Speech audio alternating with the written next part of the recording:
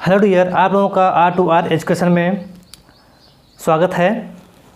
मैं आप लोगों के लिए एक छोटा सा टॉपिक लेकर आया हूँ, सांख्यिकी स्टैटिक्स, जो आपके बोर्ड एग्जाम में कल 8 नंबर पूछेगा कम से कम। वैसे कि टॉपिक में 10 नंबर का है, तो कम से कम पूछेगा तो 8 नंबर पूछेगा। और मैं आप लोगों को यह टॉपिक पढ़ाने जा रहा हूँ। टाइम ना मिलने की वजह से मैं नहीं बता पाया, हाँ, लेकिन नेक्स्ट वीडियो में जब अंग्रेजी के पेपर रहेगा मैं आप लोगों को बताऊंगा। अंग्रेजी का भी कुछ सॉल्व कराऊंगा, जैसे एक्टिव पैसिव टेंस, हर चीज़ में बताऊंगा उसमें। तो इस क्वेश्चन को देखते हैं। अच्छा, सांख्यिकी में आता है बहुलक, माध्य, माध्यिका आता है ना, और माध्यक आता है।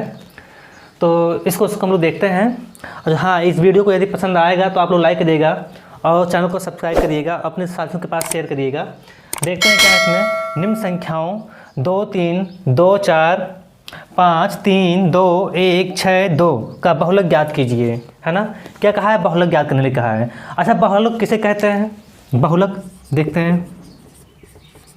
बहुलक है जो संख्याएं सर्वाधिक बार दिए जाते हैं वही संख्या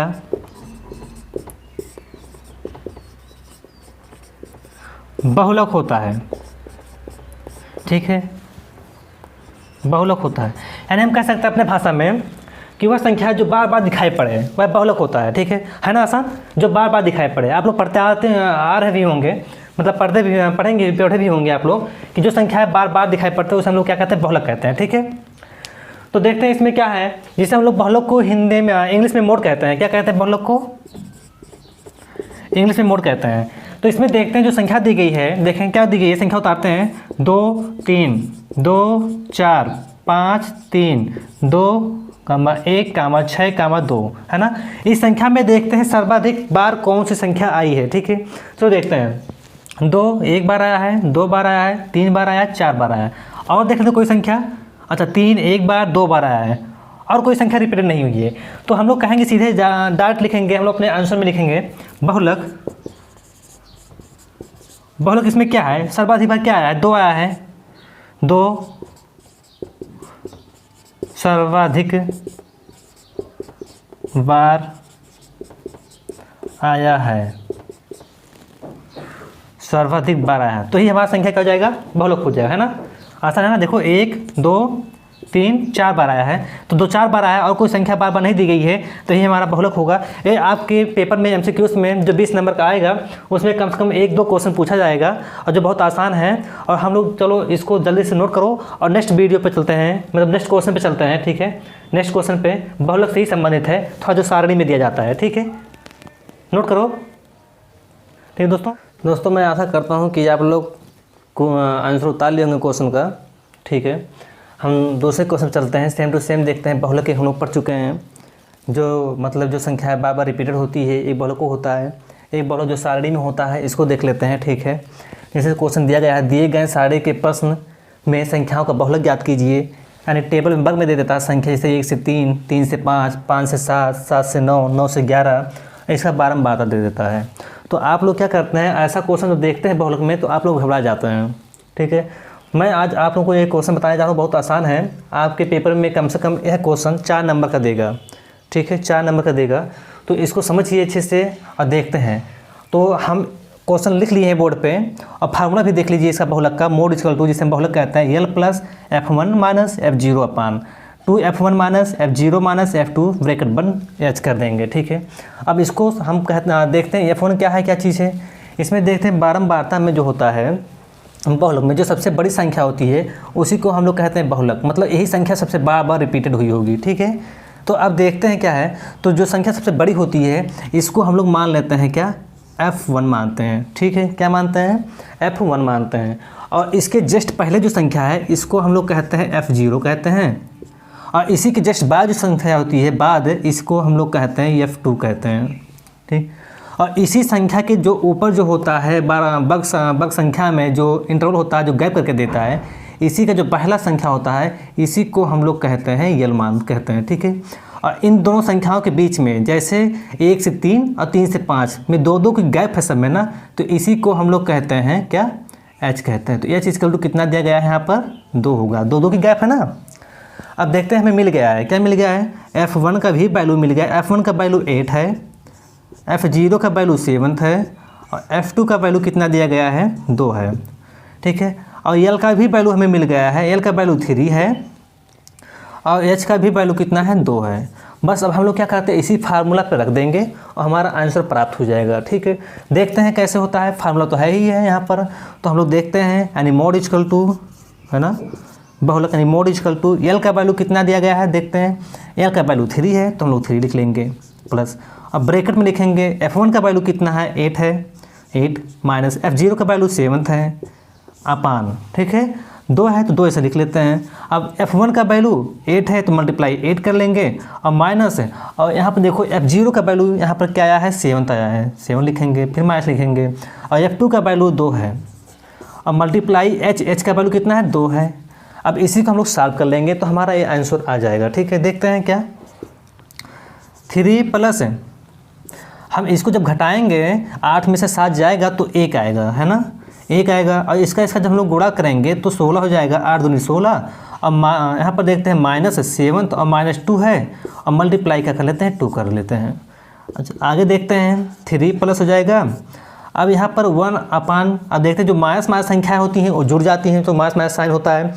तो देखते हैं यहाँ पर 16 यानी 16 लिख ही लेंगे हम लोग, और जो माइनस और माइनस प्लस हो जाएगा। लेकिन जो संख्या बड़ी होती है उसी का हम लोग साइन लेते हैं, मतलब चिन्ह लेते हैं। तो संख्या 7 बड़ी है तो हम इसी का साइन लेंगे, तो कितना हो जाएगा प्लस 7 2 9 हो जाएगा और मल्टीप्लाई क्या हो जाएगा 2 हो जाएगा, ठीक है।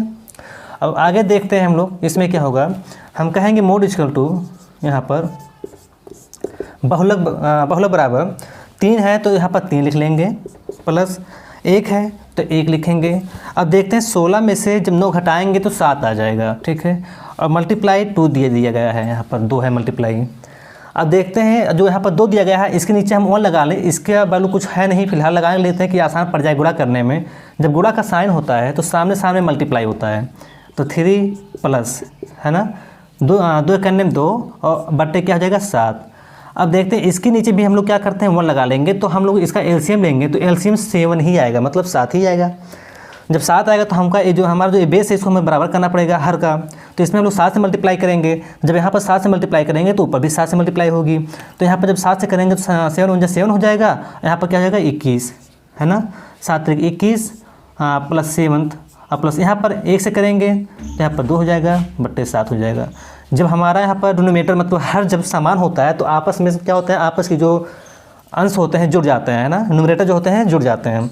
तो इसको हम जब जोड़ेंगे तो कितना आ जाएगा 23 को हम लोग 7 से डिवाइड करेंगे।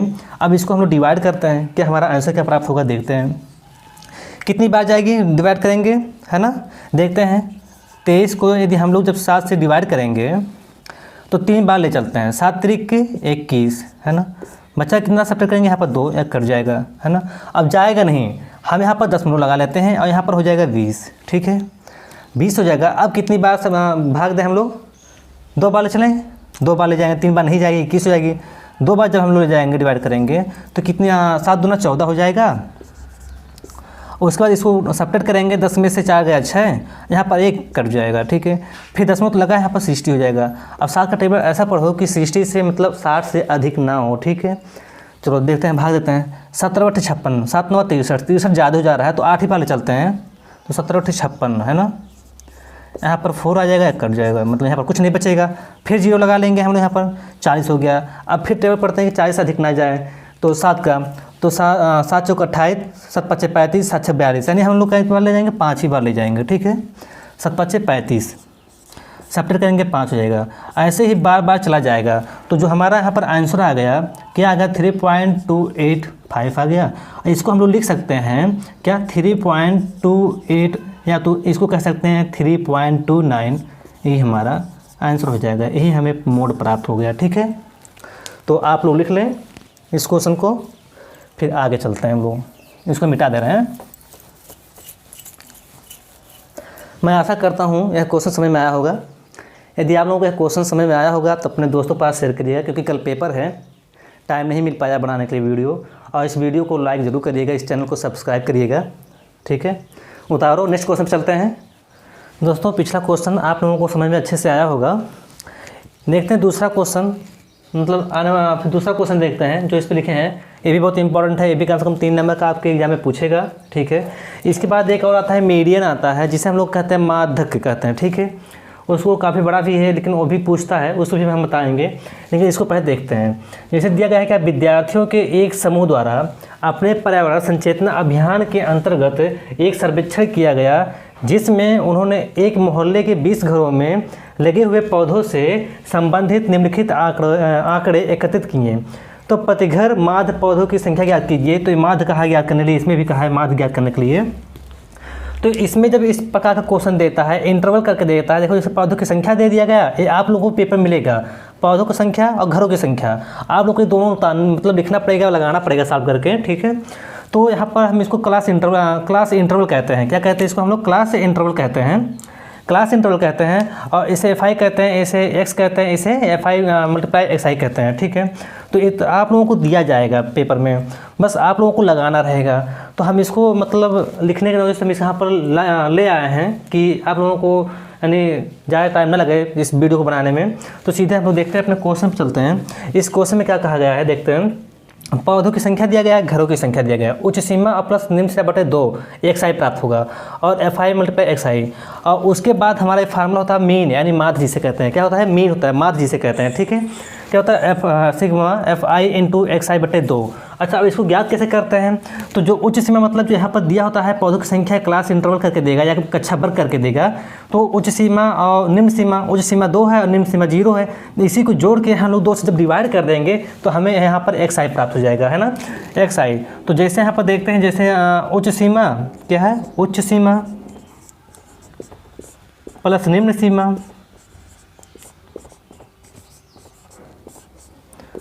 बटे 2। ठीक है, उच्च सीमा क्या है? 2 है, प्लस निम्न सीमा क्या है?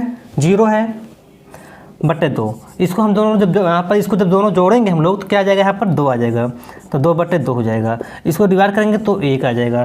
तो यहाँ पर जो XI प्राप्त हुआ हमें क्या हुआ? 1 हुआ।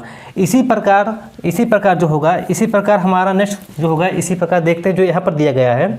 उच्च सीमा क्या है? 4 है और निम्न सीमा क्या है? 2 है। इन दोनों को ऐड करेंगे यानी जोड़ेंगे जब हम लोग तो यहाँ पर 6 हो जाएगा। 6 में हम लोग 2 से जब डिवाइड करेंगे तो यहाँ पर 3 प्राप्त हो जाएगा, तो यहाँ पर 3 आ गया। ठीक है, इसी प्रकार हम लोग करते जाएंगे। इसको मिटाते हैं। ठीक है, सीधा डाइट कर लेते हैं, देखते हैं। अब यहाँ पर इसको दोनों हम जोड़ेंगे तो 10 हो जाएगा और 10 में हम लोग क्या करेंगे? 2 से डिवाइड करेंगे तो यहाँ पर क्या आ जाएगा? 5 आ जाएगा। ठीक है, मतलब भाग करेंगे 2 से तो 5 आएगा। इन दोनों को जोड़ेंगे तो कितना आ जाएगा? 14। 14 में 2 से भाग देंगे तो आ जाएगा 7 आ जाएगा। ठीक है, कितना आ जाएगा? 7 आ जाएगा। समझ में आ रहा है ना? आ रहा हो तो बताओ। ठीक है, अच्छा हाँ, वीडियो को सब्सक्राइब जरूर करिएगा, वीडियो को लाइक करिएगा और चैनल को सब्सक्राइब जरूर करिएगा। ठीक है, देखते हैं, इसको ऐड करते हैं। 10 8 18। 18 में हम लोग 2 से जब डिवाइड करेंगे तो कितना आ जाएगा? 9 आ जाएगा, मतलब 9 आ जाएगा। और 10 और 12 को जब जोड़ेंगे तो हो जाता है 22। और 22 को जब 2 से भाग देंगे तो 11 आ जाता है। ठीक है, इसी प्रकार 12 और 14 को जोड़ेंगे तो 26 हो जाएगा। 26 को हम लोग जब 2 से भाग देते हैं तो कितना आता है? यहाँ पर 13 आता है। तो हमें यहाँ प्राप्त हो गया, XI भी प्राप्त हो गया और FI हमें दिया रहता है, पहले ही टेबल में दिया रहेगा। ठीक है, आपको क्वेश्चन में दिया रहेगा। अब ये जो हुआ FI हुआ और XI हुआ, इसी को हम लोग क्या करते हैं? यहाँ पर क्या करते हैं? इसी को हम लोग भाग दे देते हैं। ठीक है ना, इसी को हम लोग क्या करते हैं? मल्टीप्लाई कर लेते हैं, भाग नहीं देते, भाग तो बाद में होगी। इसी को मल्टीप्लाई कर लेते हैं। देखते हैं, 1 गुणे 1 करेंगे तो 1 आएगा। ठीक है, 2 गुणे 3 करेंगे तो 6 आ जाएगा। ठीक है, समझ में आया कि नहीं आया? और 1 गुणे 5 करेंगे तो 5 आएगा। 5 गुणे 7 करेंगे तो 35 हो जाएगा। इसी प्रकार 6 गुणे 9 करेंगे तो 6 9 54 या 9 6 54 कह सकते हो, 54 हो गया। और 11 दूनी 22 हो जाएगी और 13 3 39 हो जाएगा। ठीक है, 13 3 39 हमें A प्राप्त हो गया। और इसमें क्या होता है कि जो होता है यहाँ होता है जो आपको दिया रहेगा, फ्रीक्वेंसी दिया रहेगा पेपर में या बारंबारता करके देगा, इसी को हम लोग ऐड करते हैं, जिसे हम लोग कहते हैं सिग्मा FI। जब इसको हम ऐड करेंगे तो हमारा ये जो प्राप्त होगा, इसी से हम लोग क्या करते हैं? सिग्मा FI मल्टीप्लाई XI में क्या करते हैं? भाग दे देते हैं, जो फार्मूला यहाँ पर दिया गया है। ठीक है, देखते हैं। 2 1 3 3 1 4 4 5 9 और 9 6 कितना होता है? 9 6 15 और 15 2 17, 17 3 20, तो हमें सिग्मा FI 20 प्राप्त हो गया। इसी प्रकार इसको भी हम लोग जोड़ देते हैं, कितना होगा देखते हैं। 1 और 6 7, 7 5 12, 12 5 17 और 17 4 21, 21 2 23, 23 9 32, 32 को 2 और शेष 3 बचा हमारे पास, है ना। अब देखते हैं 5 3 8, 8 2 10 और 10 3 13 और 13 3 कितना हुआ 16। तो हमें ये भी प्राप्त हो गया 16 आ गया। हमें सिग्मा FI इंटू XI भी मिल गया और सिग्मा FI भी मिल गया। अब इसी फार्मूला पर रख देते हैं, इसको हम लोग ऐसे लिखते हैं x बार equal to sigma FI into XI कितना है 162 है। और यहाँ पर क्या, यहाँ पर 2 ना होकर यहाँ पर क्या होता है दोस्तों, सिग्मा FI होता है, ठीक है, सिग्मा FI होता है। अब क्या करते हैं, यहाँ पर देखते हैं कि x बार इक्वल टू 162 है, ठीक है, बटे और सिग्मा FI कितना दिया है 20 दिया है। बस अब हम लोगों का आंसर आ गया, बस कुछ करना नहीं है, बस बहुत आसान है ना, आसान है। पेपर में आएगा, आप लोग करके आएंगे, मेरी गारंटी है, आप लोग गलत करके नहीं आएंगे, ठीक है। तो लिखेंगे x बार इक्वल टू, इसको 2 से भाग कर लेते हैं, पर छोटा कर लेते हैं। हाँ, 2 से करेंगे तो 2 2 20, 10 हो गया। इसको 2 से करेंगे 2 8 16 और 2 करने 1, ठीक है, तो 81 बटे 10 आ गया, ये हुआ। अब हम लोग करते क्या है, अब 81 को हम लोग 10 से जब भाग देंगे, 81 को 10 से भाग दे देते हैं, ठीक है, 10 से, ठीक है। देखते कितनी बार जाएगा, 8 बार जाएगा, 10 8 80। यहाँ पर 1 बचा, यहाँ पर 8 कट गया, कुछ नहीं बचा। अब यहाँ पर 1 बचा है जब, तो 1 को भी हम लोग ख़त्म करेंगे, तो हम लोग क्या करते हैं, यहाँ पर 10 आकर 1 0 बढ़ जाएगा, तो 10 हो गया, ठीक है। ये लोग आप लोग जानते हैं, बड़े क्लास में पहुँच गए हैं आप लोग, हर चीज़ बताने वाली चीज़ नहीं है। अब यहाँ पर देखते हैं, इसको हम लोग एक बार ले जाएंगे, 10 से करने में 10, तो यह कट गया, ठीक है। तो जो हमारा आंसर प्राप्त हुआ x बार इक्वल टू 8.1 हमारा आंसर प्राप्त हो गया, ये माध्य प्राप्त हो गया। तो मतलब यहाँ पर जो हमारा आंसर प्राप्त अगर आ गया, यहाँ पर जो कहा गया था, तो प्रतिघर माध्य पौधों की संख्या है, तो प्रतिघर जो संख्या पौधों की दी गई है 8.1 पौधे मतलब संख्या दी गई है। तो मैं आशा करता हूँ कि यह वीडियो काफ़ी पसंद आया होगा। यदि अच्छा लगा होगा तो इसको आप लोग लाइक करिएगा, ठीक है, अपने साथियों के पास भी शेयर करिए। पेपर कल है, टाइम नहीं मिल पाया इसलिए मैंने नहीं आ पाया बताने के लिए, आपको पढ़ाने के लिए, लेकिन मैं इतना उम्मीद दिलाता हूँ यदि आप ये 3-4 क्वेश्चन पढ़ लिए होंगे तो 6-7 नंबर लेकर आएंगे, ठीक है। और हाँ, वीडियो को लाइक करिएगा और चैनल को सब्सक्राइब करिएगा, अपने मित्रों के पास भी भेजिएगा, ठीक है दोस्तों। धन्यवाद। फिर नेक्स्ट वीडियो में मैं आप लोगों के लिए इंग्लिश का ऐसा ट्रिक लेकर आने वाला हूँ। इंग्लिश आप लोगों को याद नहीं करना पड़ेगा, सोच के लिखेंगे, आप लोग लिख ले जाएंगे, कहेंगे हाँ इंग्लिश बहुत आसान है, ठीक है दोस्तों। फिर मिलते हैं नेक्स्ट वीडियो में, थैंक यू।